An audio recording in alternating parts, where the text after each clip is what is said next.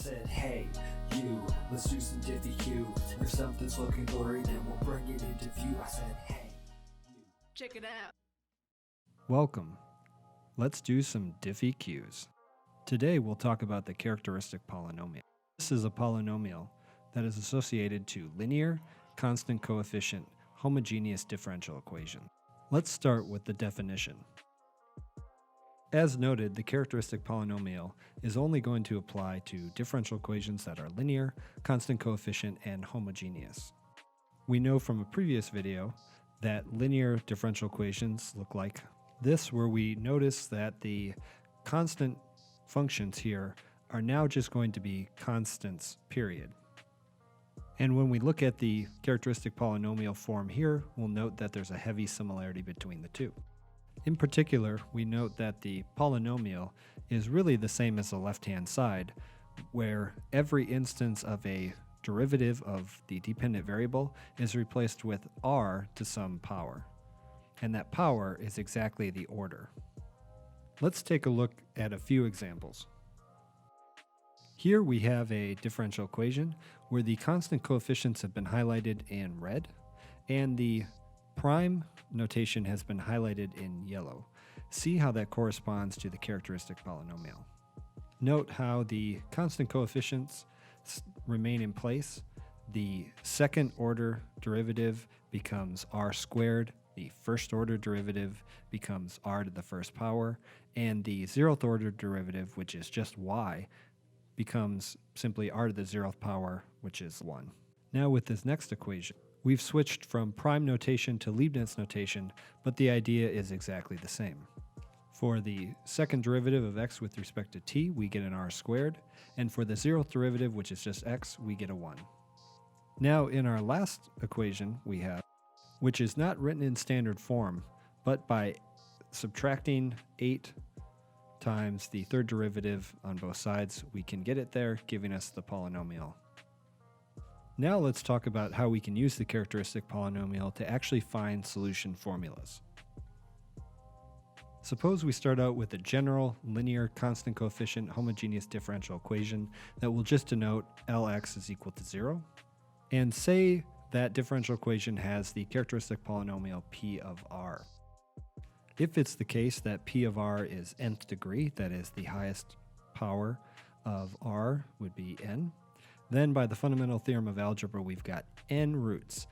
These roots are not necessarily all distinct. We could have the number 3 more than once, for instance, and they could be complex.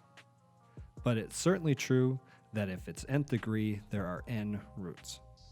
Now, depending on what those roots are, it will inform us as to what the solution formula should look like.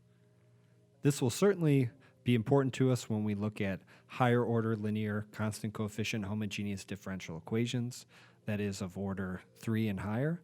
But for now, let's focus on second order. That means that we'll have a second degree polynomial and 2 roots. There are 3 distinct possibilities as to what those roots can be when there are exactly 2 of them. We'll look at an example for each of the 3 possibilities, but I'll set up a table now that will work for the more general case for degree 3 and above.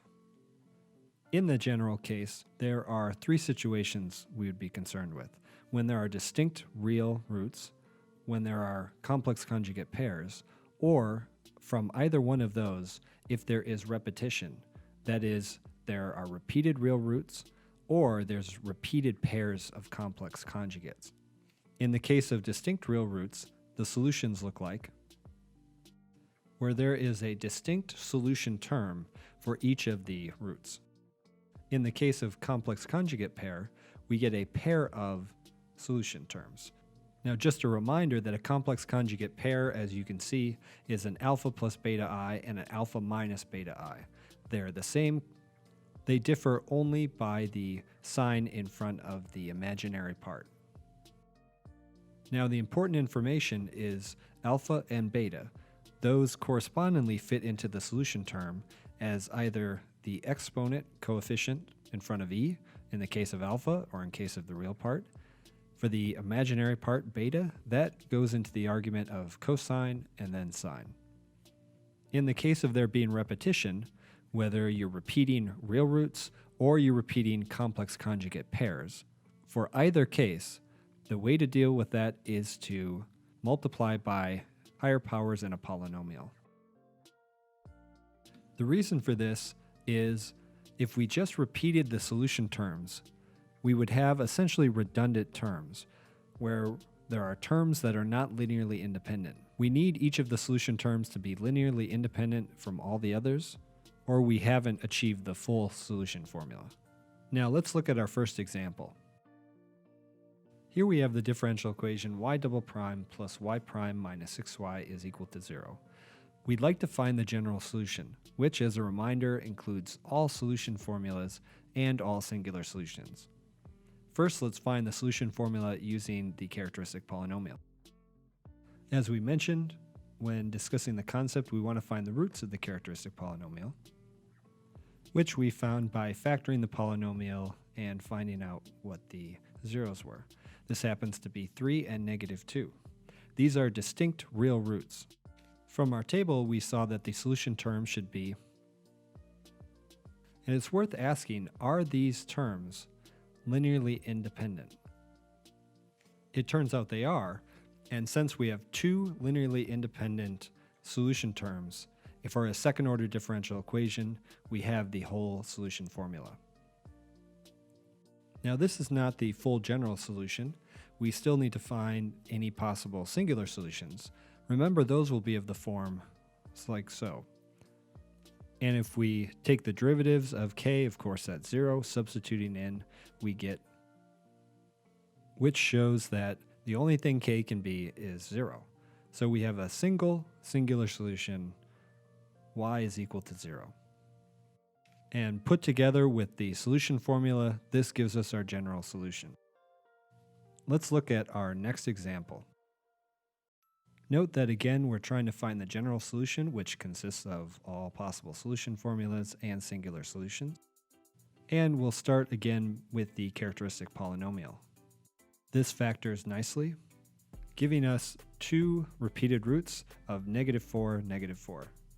Now let's naively assume that the solution terms look like, which would correspond in our table to the case of there being distinct real roots. Of course, -4 is not distinct from -4. Thus, we get two solution terms that are the same. And one can check that these are in fact not linearly independent. For a nth order linear constant coefficient homogeneous differential equations, we'll need n linearly independent solution terms.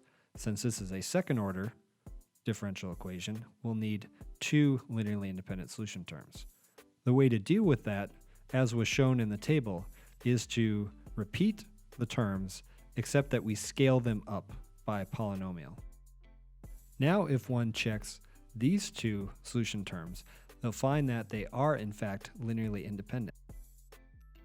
And now we can construct the full solution formula.